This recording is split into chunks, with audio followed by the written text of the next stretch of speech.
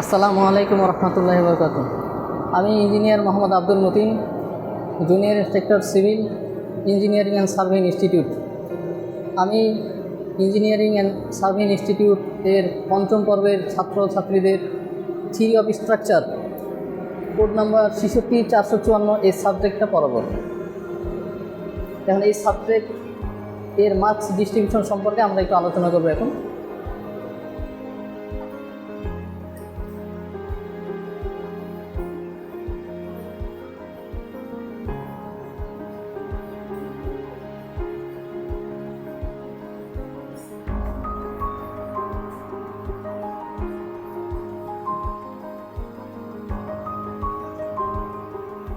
এই সাবজেক্টের code number হচ্ছে ৬৬/৪৫৪ আর সাবজেক্টের নাম হলো থিওরি অফ স্ট্রাকচার।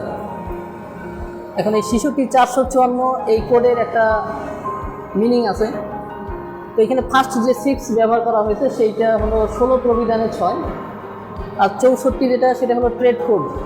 এই সাবজেক্টটা মূলত সিভিল টেকনোলজি সাবজেক্ট এবং সার্ভিং টেকনোলজির সাথে সিভিলের একটা সামঞ্জস্য বা মিল থাকার কারণে সার্ভিং টেকনোলজিতেও এই সাবজেক্টটা পড়ানো হয়। এরপরে যে 5 লেখা আছে এটা হচ্ছে 5th সেমিস্টার অর্থাৎ পঞ্চম পর্ব, আর 4 যেটা লেখা আছে সেটা হলো এই পঞ্চম পর্বে যতগুলো বই আছে বইয়ের সিরিয়াল নাম্বার হলো 4।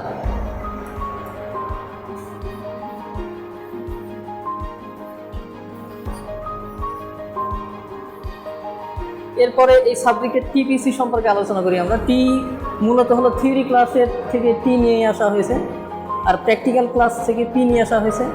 আর এই সাবজেক্টের ক্রেডিট হলো ক্রেডিটের সি। কারণ থিওরি ক্লাস সপ্তাহে 2টা, এই সাবজেক্টের সপ্তাহে 2টা থিওরি ক্লাস হবে, আর প্র্যাকটিক্যাল ক্লাস হবে 3 পিরিয়ডের একটা প্র্যাকটিক্যাল ক্লাস হবে। আর প্রত্যেকটা থিওরি ক্লাসের একটা করে মূল্য হচ্ছে, একটা 50 মিনিটের ক্লাসের মূল্য হলো 1 ক্রেডিট আওয়ার। তাহলে এখানে 2টা থিওরি ক্লাস যেহেতু তাহলে 2 ক্রেডিট আওয়ার, আর 3 পিরিয়ডের একটা প্র্যাকটিক্যাল ক্লাসের ক্রেডিট আওয়ার হলো 1, এই টোটাল হলো 3 ক্রেডিট আওয়ার। এখন এগুলোর হলো মার্কস ডিস্ট্রিবিউশন সম্পর্কে যদি আলোচনা করি,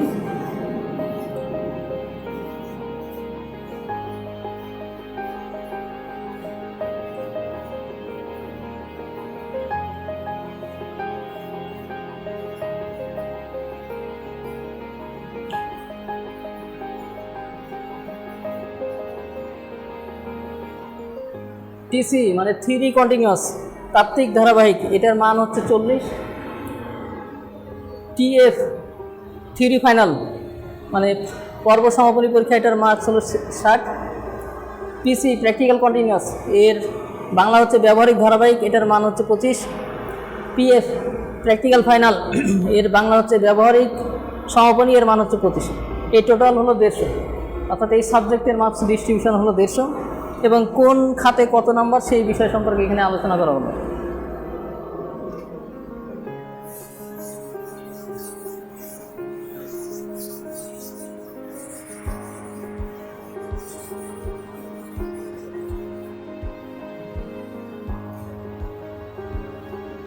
এবং প্রশ্নপত্রের নমুনা সম্পর্কে যদি একটু বলি, সেটা হলো প্রথম ক বিভাগ যেটা,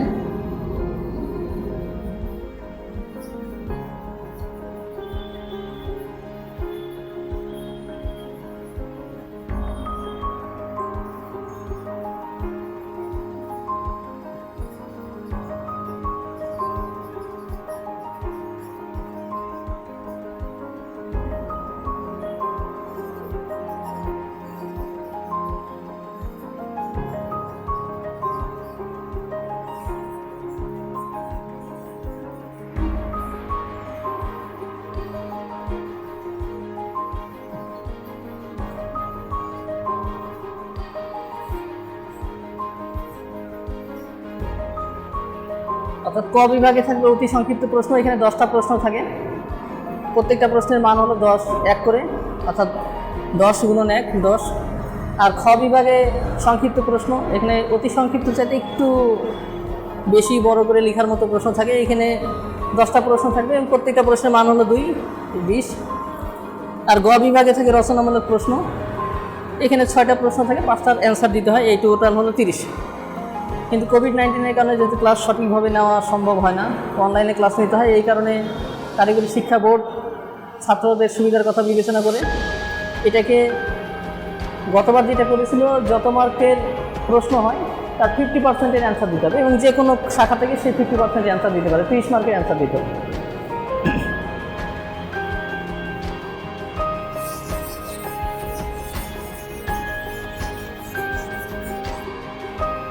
এই পর্যায়ে আমরা এই সাবজেক্টের কোড সম্পর্কে, মার্কস ডিস্ট্রিবিউশন সম্পর্কে এবং সাবজেক্ট সম্পর্কে এবং প্রশ্নপত্র কীরকম হবে ফাইনালে সেটা সম্পর্কে অবগত হলাম।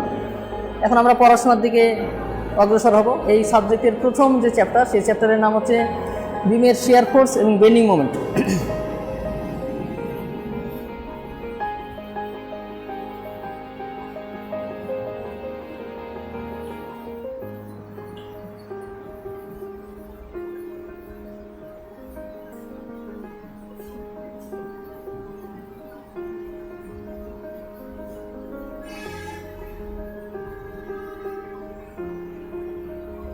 অধ্যায়ের নাম হচ্ছে বিমের শিয়ার ফোর্স এবং বেন্ডিং মোমেন্ট। তাহলে এই পর্যায়ে আমরা বিম সম্পর্কে একটু ধারণা নিই, বিম আসলে কি জিনিস, বিম কাকে বলে। আচ্ছা, বিম মূলত একটা আনুভূমিক মেম্বার। এই আনুভূমিক মেম্বারটা, এটার একটা ক্রস সেকশন থাকে। যেমন এই ডাস্টারটা যদি উদাহরণ হিসেবে বলি, এটা যদি একটা বিম হয় তাহলে এইটা হচ্ছে তার লেন্থ, দৈর্ঘ্য, আর এটা হলো তার উইডথ, প্রস্থ, আর এটা হলো তার হাইট, মানে বিমের উচ্চতা। এখন বিমটা হচ্ছে এই আনুভূমিকভাবেই থাকবে। এই বিমের উপর বিভিন্ন ধরনের লোড থাকবে এবং বিমের দুই পাশে সাপোর্ট থাকে, মাঝখানেও সাপোর্ট থাকতে পারে। তাহলে বিমের সংজ্ঞা যদি আমরা লিখি তাহলে এইভাবে বলতে পারি যে বিম মূলত একটা আনুভূমিক মেম্বার। এই আনুভূমিক মেম্বারের উপর বিভিন্নভাবে কাঠামো থেকে লোড আসতে পারে। এই লোডের কারণে বিমটা বেঁকে যাওয়ার প্রবণতা বা বেঁকে যাওয়ার চেষ্টা করতে পারে। এটাকে প্রতিহত করবে বিমের যে ক্রস সেকশন সেটা এবং বিমের ভিতরে যে রিইনফোর্সমেন্ট ব্যবহার করা হবে সেটা। এইভাবে বিমের সঙ্গে আমরা দিতে পারি। আর বিম মূলত কয়েকটা প্রকারের হতে পারে। প্রথমত সাধারণভাবে স্থাপিত বিম।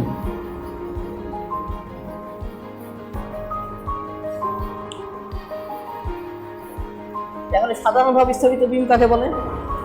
যে সকল বিম দুই পাশে দুইটা সাপোর্টের উপর অবস্থান করে তাকে সাধারণভাবে স্থাপিত বিম বলে। এখন যদি একটা উদাহরণ আমি দিই তাহলে বুঝতে সুবিধা হবে। যেমন এইরকম একটা আনুভূমিক মেম্বার, এর দুই পাশে দুইটা সাপোর্ট আছে। এই সাপোর্টটাকে আমরা বলছি হিঞ্জ সাপোর্ট, আর এই সাপোর্টটাকে আমরা বলছি রোলার সাপোর্ট। এখন এটাকে আমরা বলছি সাধারণভাবে স্থাপিত বিম। এখন এটার উপরে বিভিন্ন ধরনের লোড আমরা দিতে পারি। যেমন একটু বোঝানোর জন্য P1 লোড দিলাম, আর এটার নাম আমরা লেন্থ N দিলাম বিমের। তাহলে প্রথমত বিম যেটা আমরা বললাম সাধারণভাবে স্থাপিত বিম। এখন এটাকে সংজ্ঞায়িত এইভাবে করতে পারি যে যে বিম দুইটা সাপোর্টের উপর অবস্থান করে তাকে সাধারণভাবে স্থাপিত বিম বলা।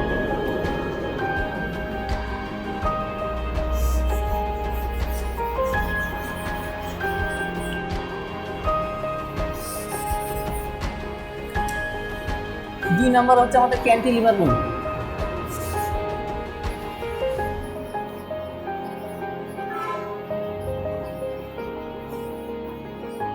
দুই নম্বর যেটা বিম সেটা হলো আমাদের ক্যান্টিলিভার বিম।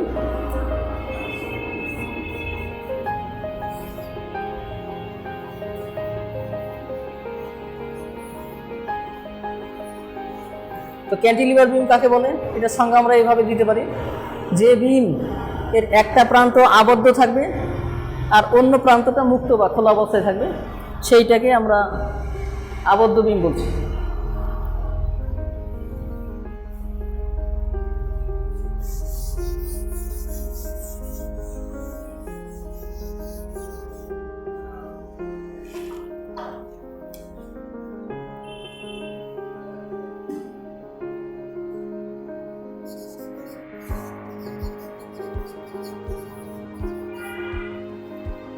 এরপর 3 নম্বর আমরা যে বিমটা নিয়ে আলোচনা করব সেটা হলো আমাদের ইংরেজিতে বলছে ওভারহ্যাঙ্গিং বিম, এর বাংলা হচ্ছে ঝুলন্ত বিম।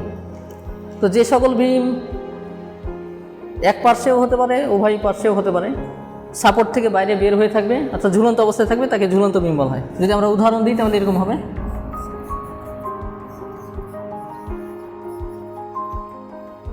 যেটা হলো একটা সাপোর্ট, এটার সাপোর্ট, এই সাপোর্টের উপরে একটা আনুভূমিক মেম্বার আছে, এটাই হলো বিম। এই যে সাপোর্ট থেকে এটা ডান দিকে বের হয়ে আছে আর এটা সাপোর্ট থেকে বাম দিকে বের হয়েছে, এই বিমটাকে আমরা বলছি ঝুলন্ত বিম।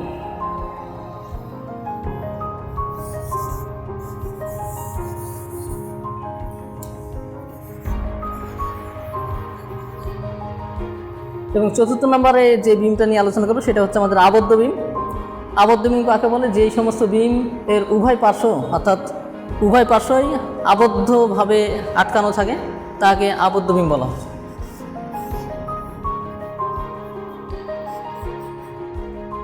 যেমন এখানে একটা বিম দেখানো হয়েছে যে বিমটার দুই প্রান্তই ফিক্সড সাপোর্ট দিয়ে আটকানো আছে, এটাকে আমরা বলছি আবদ্ধ বিম।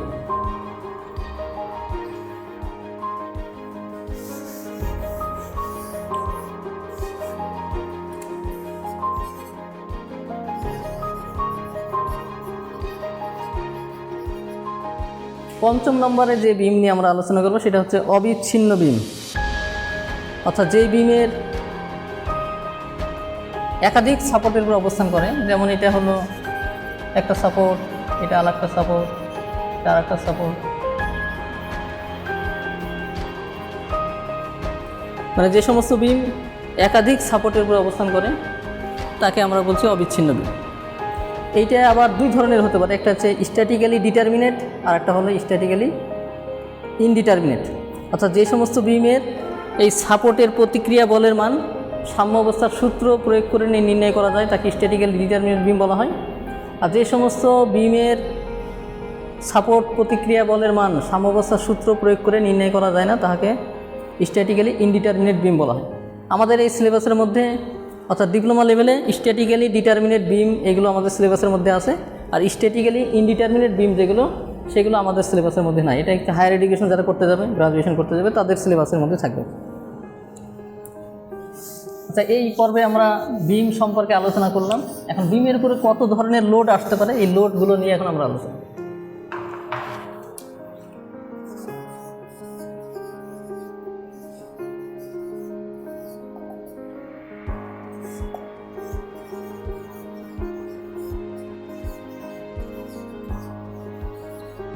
প্রথম যে লোড বিমের উপরে আসে সেটা হলো কেন্দ্রীভূত লোড বলছেন। কেন্দ্রীভূত লোড কাকে বলে সেটা আমরা উদাহরণ দিয়ে সংজ্ঞা সহ বোঝার চেষ্টা করি। এই বিমের উপরে একটা নির্দিষ্ট বিন্দুতে ভার্টিক্যালিভাবে যদি কোনো বল ক্রিয়ারত থাকে তবে সেটাকে আমরা কেন্দ্রীভূত লোড বলি। আমি আবারও বলছি যে বিমের উপরে উলম্বভাবে একটা নির্দিষ্ট বিন্দুতে যে বল ক্রিয়ারত থাকে তাহাকে কেন্দ্রীভূত লোড বলে। যেমন উদাহরণ হিসেবে যদি দেখি, এটা যদি আমার একটা বিম হয়, এই বিমের উপর আমার একটা বল কাজ করতেছে, এই বলের মান হচ্ছে আমার P1, তাহলে এই P1টাই হলো কেন্দ্রীভূত লোড।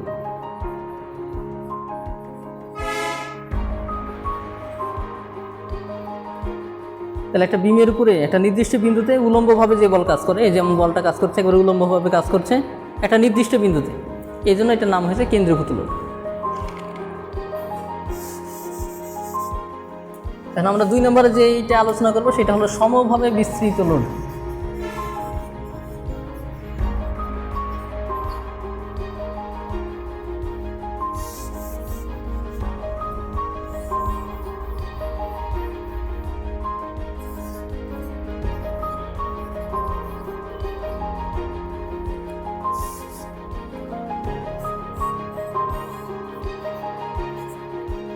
সমভাবে বিস্তৃত লোড কাকে বলে?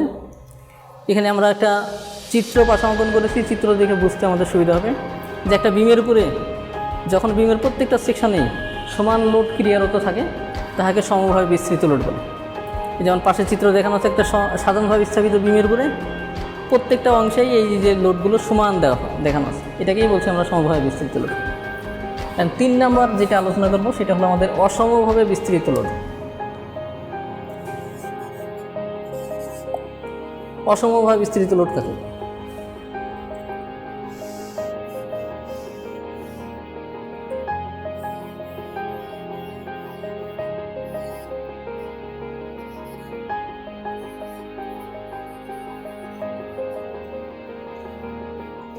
দেখুন 3 নম্বর টপিক ছিল আমাদের অসমভাবে বিস্তৃত লোড। যেমন এখানে একটা বিম দেখানো হচ্ছে সাধারণভাবে স্থাপিত বিম, এই বিমের লেন্থ হলো L, এর এ পর্যন্ত এক ধরনের লোড দেখানো আছে, আর বি অংশের উপর আরেক ধরনের লোড দেখানো আছে। যেমন এ অংশের উপর যে লোডটা দেখানো আছে সেটার মান হচ্ছে W1 kg/m, আর বি অংশের উপরে যে লোড দেখানো আছে সেটা W2 kg/m। W1 এর মান 500 হতে পারে আর এটার মান 10 হতে পারে, অর্থাৎ কম বেশি হবে, একই হবে না। এটাকেই বলছে অসমভাবে বিস্তৃত লোড। এছাড়াও আরও লোড আছে, সেটা হলো ত্রিভুজাকার লোড, তারপরে অসমভাবে বিস্তৃত লোডের মধ্যে আরও আছে, যেমন হলো এরকম টাইপের লোডও অনেক সময় আসে।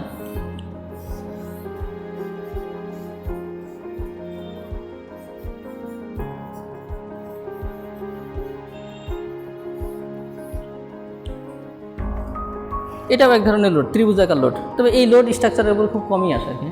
এটা একটু ব্যতিক্রমধর্মী। আমরা যদি উদাহরণ দিই তাহলে এটা পাওয়া যাবে আমাদের রাজশাহী রেল স্টেশনের যে ছাদটা দেখানো আছে, সেই ছাদটা হলো এই টাইপের লোডের মধ্যে, এটি ব্যতিক্রম। তাহলে আমরা বিমের উপরে কী ধরনের লোড আছে সেগুলো নিয়ে আলোচনা করলাম। এখন আমরা বিমের সাপোর্ট সংক্রান্ত জিনিস নিয়ে আলোচনা করি।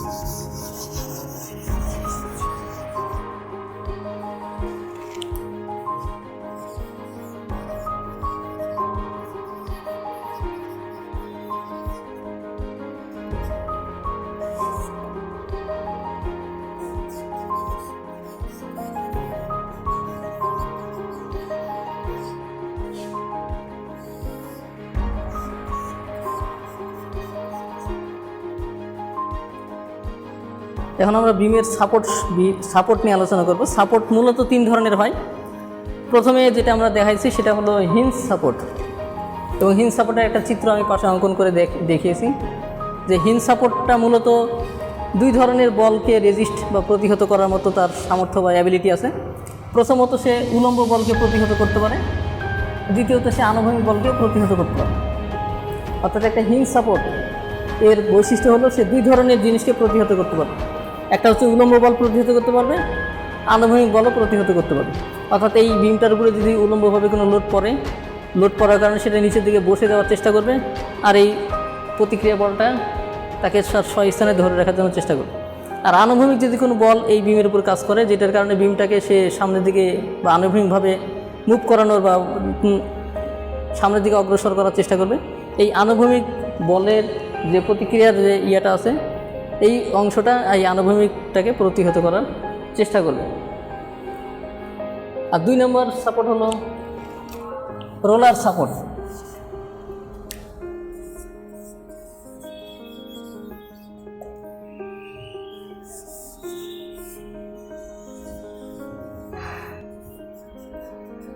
এটাকে আমরা বলছি রোলার সাপোর্ট। এই রোলার সাপোর্টের বৈশিষ্ট্যটা হলো এ শুধুমাত্র উলম্ব বলকে প্রতিহত করতে পারে। অর্থাৎ এই বলটাকে সে প্রতিহত করবে। যদি আনুভূমিকভাবে কোনো বল এর উপর দেওয়া হয়, রোলার সাপোর্ট হওয়ার কারণে সে আনুভূমিকভাবে সামনের দিকে অগ্রসর হতেই থাকবে এবং মোমেন্ট নেওয়ার মতো তার কোনো সামর্থ্য নাই। এর উপর যদি এরকম কোনো বল ক্রিয়ারত থাকে, এই বলকে সে প্রতিহত করার মতো সামর্থ্য থাকবে। উদাহরণ হিসেবে আমরা বলতে পারি অনেক বাউন্ডারি ওয়াল আছে, বাউন্ডারি ওয়ালের যে গেটগুলো থাকে বিশেষ করে, ওখানে অনেক সময় দেখা যায় যে গেটের নিচে হুইল লাগানো থাকে, চাকা লাগানো থাকে, অর্থাৎ সামনে দিকে ঠেলা দিলে পরে মুভ করে। সেটা হলো এই রোলার সাপোর্টের বাস্তব উদাহরণ। আর 3 নাম্বার আমরা বলতে পারি সেটা হলো যে ফিক্সড সাপোর্ট, আবদ্ধ সাপোর্ট। এটার উদাহরণ এই যে আমরা চিত্র যদি দেখাতে চাই তাহলে চিত্রটা হবে এরকম।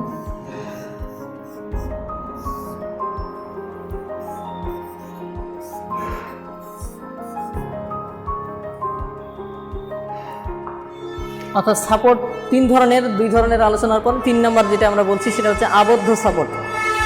আবদ্ধ সাপোর্টের বৈশিষ্ট্য হলো সে 3 ধরনের বলকেই রেজিস্ট করার মতো সামর্থ্য রাখে। একটা হচ্ছে উলম্ব বলকেও সে রেজিস্ট করতে পারে, আনুভূমিক বলকেও রেজিস্ট করতে পারে, এবং এই কাঠামোর উপরে যদি কোনো মুভমেন্ট আসে, মুভমেন্টকেও সে রেজিস্ট করার মতো সামর্থ্য রাখে।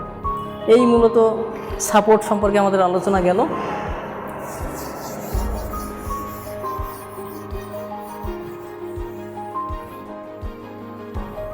এখন আমরা বিমের শিয়ার ফোর্স সম্পর্কে একটু আলোচনা করি।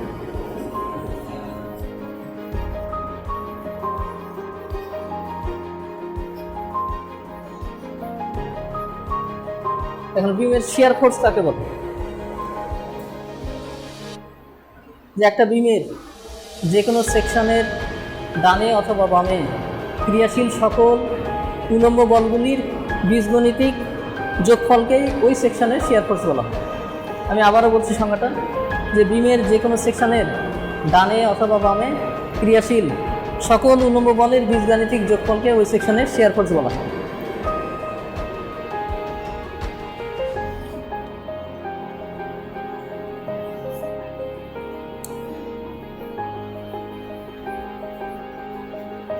আর একটা টপিক হলো শিয়ার ফোর্স ডায়াগ্রাম কাকে বলে। এখন একটা বিমের বিভিন্ন সেকশনের শিয়ার ফোর্সের মান আমরা হিসাব করে বের করব। হিসাব করে বের করার পর যে মানগুলো আমরা পাবো ওই মানগুলো দেখায় যে ডায়াগ্রাম অঙ্কন করা হয় তাকে শিয়ার ফোর্স ডায়াগ্রাম বলা হয়। আমি যদি আবারও বলছি সংখ্যাটা, যে বিমের শিয়ার ফোর্স ডায়াগ্রাম কাকে বলে, একটা বিমের যে কোনো সেকশন মানে সকল সেকশনের শিয়ার ফোর্সের মান হিসাব নিকাশ করে বের করার পরে ওই মানগুলো দেখিয়ে যে ডায়াগ্রাম অঙ্কন করা হয় তাকেই বিমের শিয়ার ফোর্স ডায়াগ্রাম বলে। এই পর্যায়ে আমরা বিমের বেন্ডিং মোমেন্ট কাকে বলে সেটা শিখব।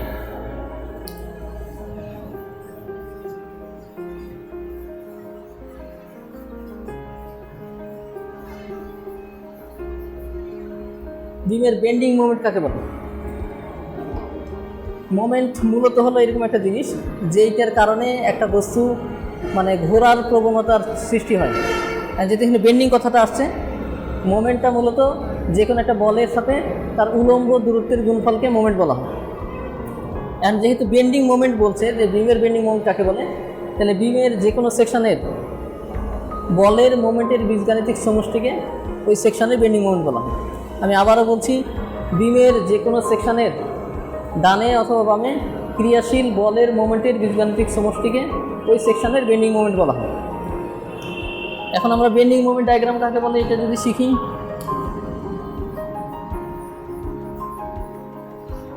বেন্ডিং মোমেন্ট ডায়াগ্রাম কাকে বলে, তাহলে একটা বিমের বিভিন্ন সেকশনের বেন্ডিং মোমেন্টের মানের হিসাব নিকাশ হয়ে যাওয়ার পরে ওই বিভিন্ন অংশের মান দেখাইয়া যে ডায়াগ্রামটা অঙ্কন করা হবে সেটাকে বেন্ডিং মোমেন্ট ডায়াগ্রাম বলা হচ্ছে। তাহলে আমরা এই চ্যাপ্টারের বেশ অনেক অংশই শিখে ফেললাম। এখন আরও দুইটা টপিকস আলোচনা করে আমরা আজকের মতো ক্লাস শেষ করার চিন্তা করছি। যে বিমের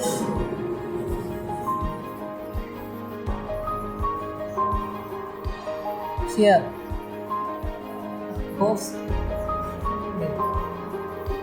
চিহ্ন, অর্থাৎ বিমের শিয়ার ফোর্সের চিহ্ন এটা কেন শিখতে হবে? কারণ আমাদের যখন বেন্ডিং মোমেন্ট এবং শিয়ার ফোর্স ডায়াগ্রামের অঙ্ক করতে যাব, এই অঙ্ক করতে গেলে কোন বলগুলোকে আমরা পজিটিভ বিবেচনা করব আর কোনটাকে নেগেটিভ বিবেচনা করব সেইটাকে আইডেন্টিফিকেশন করার জন্য বা এইটাকে বোঝার জন্য এই চিহ্ন সম্পর্কে আমাদের একটু ধারণা নিতে হবে।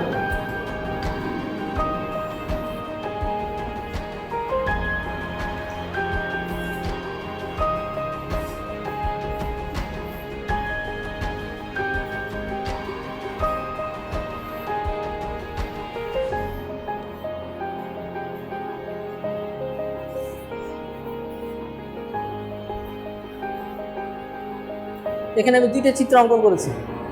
এখানে যে লাইনটা আমি অঙ্কন করেছি এটা হলো আমার 0 0 লাইন, অর্থাৎ রেফারেন্স অক্ষ বলছে। এই লাইনটাকে আমরা বলছি রেফারেন্স অক্ষ।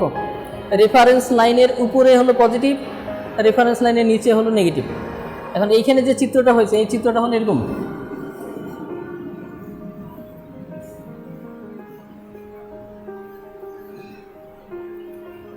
অর্থাৎ পজিটিভ শিয়ার ফোর্সের চিহ্নটা হলো এরকম যে বিমের বাম প্রান্তটা রেফারেন্স লাইনের উপরের দিকে ওঠার চেষ্টা করে এবং ডান প্রান্তটা রেফারেন্স লাইনের নিচের দিকে নামার চেষ্টা করে। এরকম ঘটনা যদি ঘটে তাহলে আমরা বলি এটাকে পজিটিভ শিয়ার ফোর্সের চিহ্ন। আর এটা হলো রেফারেন্স লাইন, এই যেটা এই লাইনটা হচ্ছে আমার রেফারেন্স লাইন, এটাকে আমরা 0 0 বলি। এই রেফারেন্স লাইনের নিচের দিকে হচ্ছে নেগেটিভ শিয়ার ফোর্স আর উপরের দিকে হলো পজিটিভ শিয়ার ফোর্স। কারণ এটার ঘটনা ঘটছে কি, বামের অংশটা লোড প্রয়োগের কারণে যদি নিচের দিকে নেমে যায় আর ডান অংশটা যদি লোড প্রয়োগের কারণে উপরের দিকে ওঠার চেষ্টা করে, এটাকে আমরা বলছি নেগেটিভ শিয়ার ফোর্সের চিহ্ন। অর্থাৎ এই দুটো চিহ্ন আমাদের স্মরণ রাখতে হবে। এই কারণে অঙ্ক যখন আমরা করব, অঙ্ক করার সময় এই জিনিসটা আমাকে খেয়াল রাখতে হবে। রেফারেন্স অক্ষের উপরে যদি হয় তাহলে পজিটিভ হবে আর নিচে যদি হয় তাহলে নেগেটিভ হবে। আর যদি এরকম হয় যে বামের অংশটা ডানের অংশের তুলনায় নিচের দিকে নামার চেষ্টা করে তাহলে এটা পজিটিভ হবে।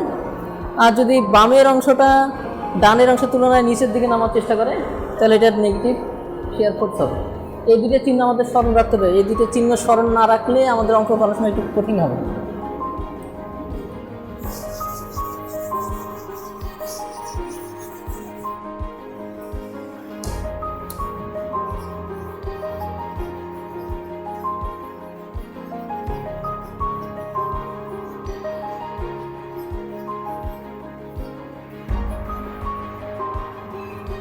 বিমের শিয়ার ফোর্সের যেরকম চিহ্ন ছিল ঠিক তদ্রূপভাবে বিমের বেন্ডিং মোমেন্টেরও চিহ্ন আছে।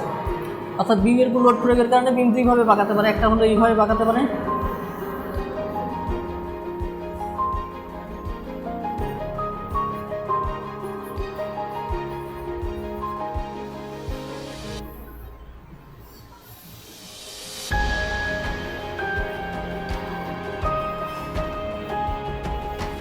এখানে দুই ধরনের চিত্র দেখানো হলো। এটা হলো বেন্ডিং মোমেন্ট, এটা হলো পজিটিভ বেন্ডিং মোমেন্টের চিহ্ন, আর এটা হলো নেগেটিভ বেন্ডিং মোমেন্টের চিহ্ন। এখানে যে ঘটনাটা ঘটেছে, বিমের উপরে লোড প্রয়োগ করার কারণে দেখা গেল যে এই উপরের অংশটুকু চাপ প্রয়োগ করার কারণে সংকুচিত হয়ে গেছে, যেন কম্প্রেনশনের সি, আর নিচের দিকে টেনশন হয়েছে, মানে টান পড়েছে, টান টেনশনের টি। আর এখানে যে ঘটনাটা ঘটেছে, চাপ প্রয়োগ করার কারণে এটা নিচের অংশে কম্প্রেসিভ হয়েছে, অর্থাৎ সংকুচিত হয়েছে, এই জন্য কম্প্রেনশনের সি, আর উপরের অংশে টেনশন হয়েছে, অর্থাৎ টানের সৃষ্টি হয়েছে, এই জন্য উপরের অংশে টেনশনের টি দেখানো হয়েছে। অর্থাৎ এটাকে যদি আরও ভাগ করি আমি, তাহলে এরকম হবে, অর্থাৎ এটা এরকম হচ্ছে,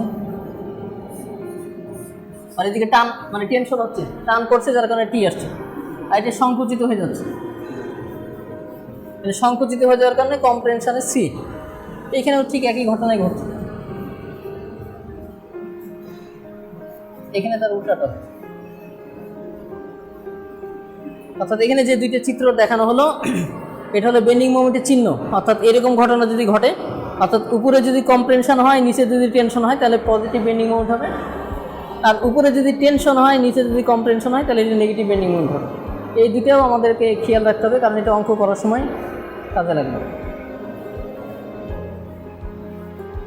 তো ঠিক আছে, যেহেতু আজকে আমাদের ক্লাস অনেকগুলো টপিকস নিয়েই আমরা আলোচনা করলাম, আজকে ক্লাস এই পর্যন্তই থাকলো, এবং পরবর্তী এই টপিক্সের যতগুলো বাকি থাকলো এগুলো আগামী ক্লাসে আমরা আলোচনা করব। আজকে ক্লাস এই পর্যন্তই থাকবে।